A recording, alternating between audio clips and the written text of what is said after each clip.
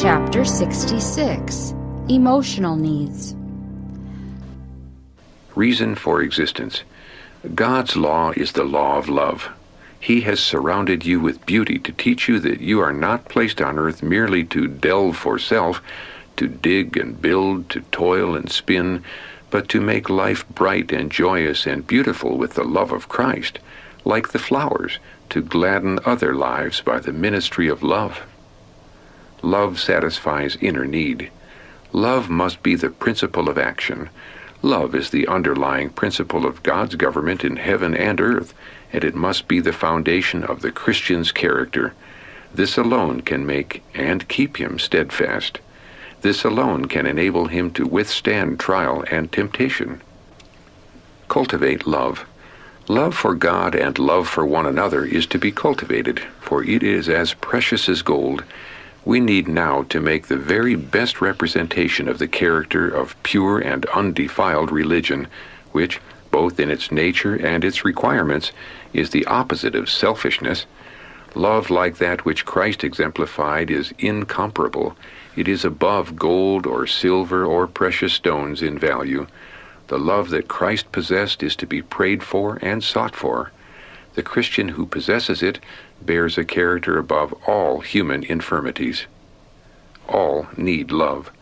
The reason there are so many hard-hearted men and women in our world is that true affection has been regarded as weakness and has been discouraged and repressed. The better part of the nature of persons of this class was perverted and dwarfed in childhood, and unless rays of divine light can melt away their coldness and hard-hearted selfishness, the happiness of such is buried forever.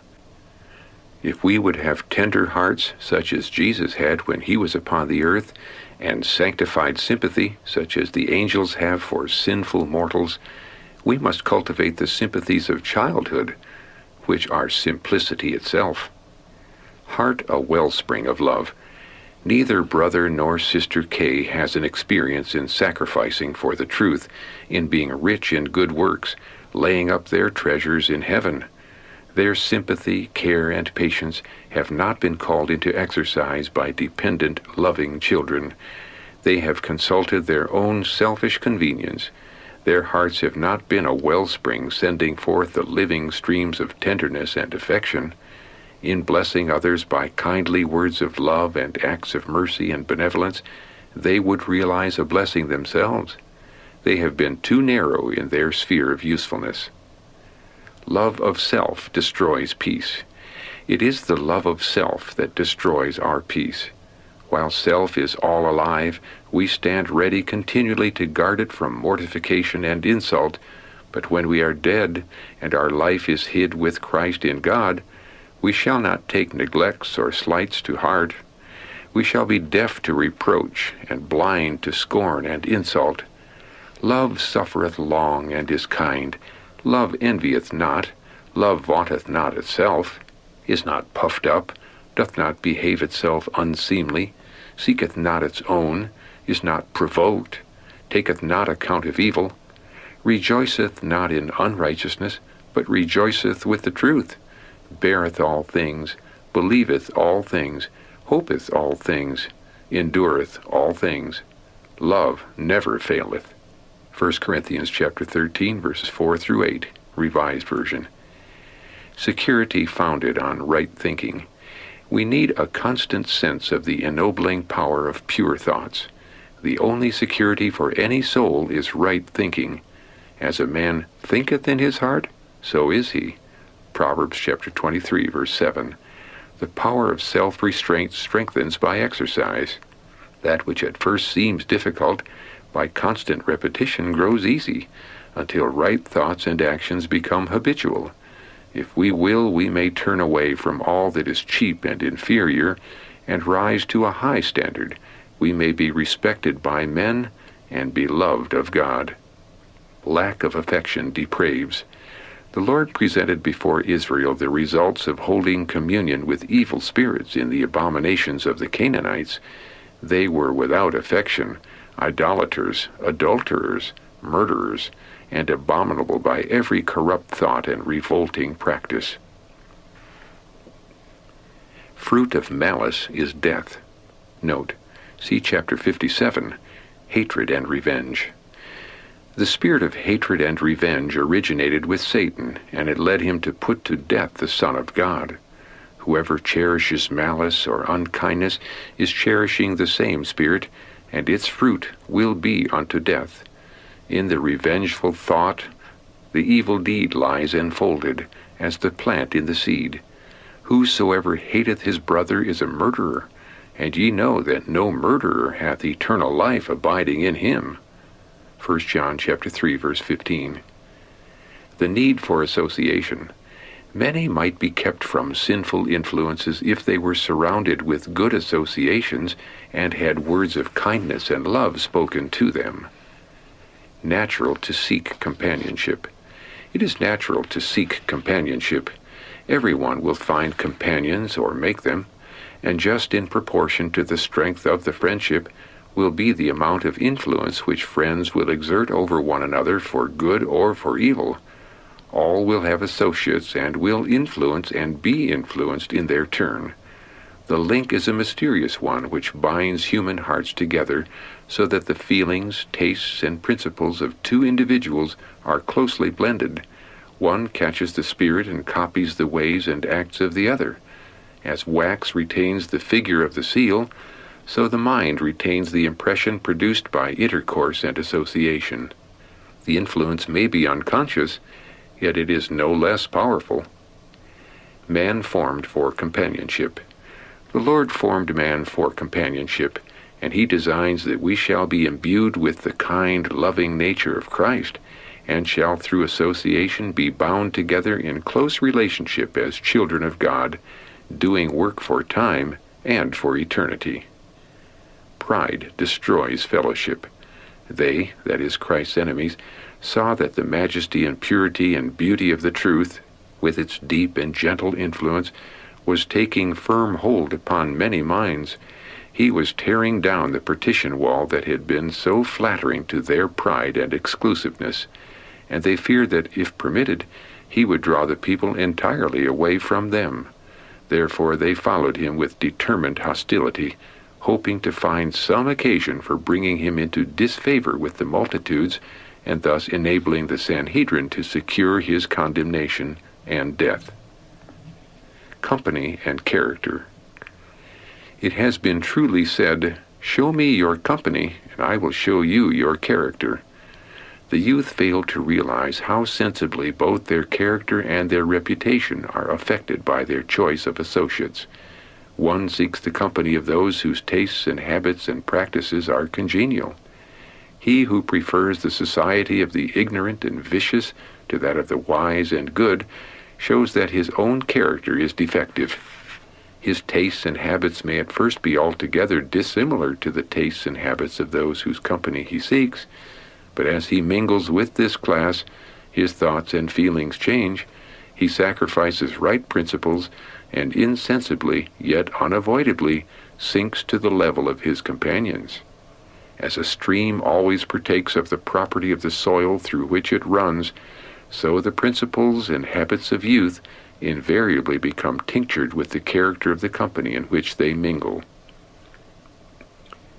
A relationship everyone is bound to cherish. God has bound us together as members of one family, and this relationship everyone is bound to cherish. There are services due to others which we cannot ignore, and yet keep the commandments of God. To live, think, and act for self only is to become useless as servants of God. High-sounding titles and great talents are not essential in order to be good citizens or exemplary Christians. Bond of union. The tenderest earthly tie is that between the mother and her child. The child is more readily impressed by the life and example of the mother than by that of the father, for a stronger and more tender bond of union unites them. Mothers have a heavy responsibility. If I could impress upon them the work which they can do in molding the minds of their children, I should be happy. Christ, the greatest friend. Great importance is attached to our associations. We may form many that are pleasant and helpful, but none are so precious as that by which finite man is brought into connection with the infinite God. When thus united, the words of Christ abide in us. The result will be a purified heart, a circumspect life, and a faultless character. But it is only by acquaintance and association with Christ that we can become like him, the one faultless example. Comfort for the mind and peace for the soul. The physician who proves himself worthy of being placed as leading physician in a sanitarium will do a grand work. But his work in religious lines should ever be of such a nature that the divine antidote for the relief of sin-burdened souls will be presented before the patients. All physicians should understand that such work should be done with tenderness and wisdom. In our institutions where mental patients are brought for treatment, the comforting words of truth spoken to the afflicted one will often be the means of soothing the mind and restoring peace to the soul. A gift of God. Every good impulse or aspiration is the gift of God. Faith receives from God the life that alone can produce true growth and efficiency. The inner satisfaction of being right. Unselfishness, the principle of God's kingdom, is the principle that Satan hates. Its very existence he denies. From the beginning of the great controversy, he has endeavored to prove God's principles of action to be selfish, and he deals in the same way with all who serve God. To disprove Satan's claim is the work of Christ and of all who bear his name. It was to give in his own life an illustration of unselfishness that Jesus came in the form of humanity, and all who accept this principle are to be workers together with him in demonstrating it in practical life. To choose the right because it is right, to stand for truth at the cost of suffering and sacrifice, this is the heritage of the servants of the Lord, and their righteousness is of me, saith the Lord. Isaiah chapter 54, verse 17. For confidence and cooperation, world is indebted to law of God. For all that makes confidence and cooperation possible, the world is indebted to the law of God, as given in his word, and as still traced in lines often obscure and well-nigh obliterated in the hearts of men. Living success versus money. As we bring ourselves into right relationship with God, we shall have success wherever we go, and it is success that we want, not money. Living success, and God will give it to us because he knows all about our self-denial. He knows every sacrifice that we make. You may think that your self-denial does not make any difference, that you ought to have more consideration, and so on, but it makes a great difference with the Lord. Over and over again I have been shown that when individuals begin to reach out after higher and still higher wages, something comes into their experience that places them where they stand no longer on vantage ground. But when they take the wage that carries on the face of it the fact that they are self-sacrificing, the Lord sees their self-denial, and he gives them success and victory. This has been presented to me over and over again. The Lord that seeth in secret will reward openly for every sacrifice that his tried servants have been willing to make. Security not in riches. Many think to find security in earthly riches, but Christ seeks to remove from their eye the mote that obscures the vision, and thus enable them to behold the far more exceeding and eternal weight of glory. They are mistaking phantoms for realities, and have lost sight of the glories of the eternal world. Christ calls upon them to extend their view beyond the present and add eternity to their vision. Reliance on God is true security. Satan is well aware that the weakest soul who abides in Christ is more than a match for the hosts of darkness, and that should he reveal himself openly, he would be met and resisted. Therefore he seeks to draw away the soldiers of the cross from their strong fortification, while he lies in ambush with his forces, ready to destroy all who venture upon his ground. Only in humble reliance upon God and obedience to all his commandments can we be secure. God offers security. God desires us to choose the heavenly in place of the earthly. He opens before us the possibilities of a heavenly investment. He would give encouragement to our loftiest aims, security to our choicest treasure. He declares, "I will make a man more precious than fine gold, even a man than the golden wedge of Ophir." Isaiah chapter 13, verse 12. When the riches that moth devours and rust corrupts shall be swept away, Christ's followers can rejoice in their heavenly treasure, the riches that are imperishable. The sanctifying influence of truth. The only security for any soul is right thinking. We are to use every means that God has placed within our reach for the government and cultivation of our thoughts. We are to bring our minds into harmony with His mind. His truth will sanctify us, body and soul and spirit, and we shall be enabled to rise above temptation. The words that we speak will be wise words. Truth applied improves health. When men who have indulged in wrong habits and sinful practices yield to the power of divine truth, the application of that truth to the heart revives the moral powers which had seemed to be paralyzed. The receiver possesses stronger, clearer understanding than before he riveted his soul to the eternal rock. Even his physical health improves by the realization of his security in Christ. The special blessing of God resting upon the receiver is of itself health and strength. Relief from guilt. The paralytic found in Christ healing for both the soul and the body. He needed health of soul before he could appreciate health of body. Before the physical malady could be healed, Christ must bring relief to the mind and cleanse the soul from sin. This lesson should not be overlooked. There are today thousands suffering from physical disease who, like the paralytic, are longing for the message, "Thy sins are forgiven." The burden of sin, with its unrest and unsatisfied desires, is the foundation of their maladies. They can find no relief until they come to the healer of the soul. The peace which He alone can impart would restore vigor to the mind and health to the body. Strength for your day.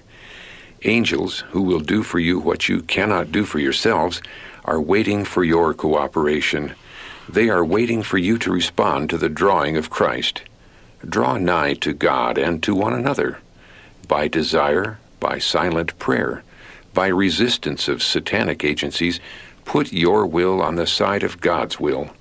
While you have one desire to resist the devil and sincerely pray, "Deliver me from temptation," you will have strength for your day. It is the work of the heavenly angels to come close to the tried, the tempted, the suffering ones. They labor long and untiringly to save the souls for whom Christ has died.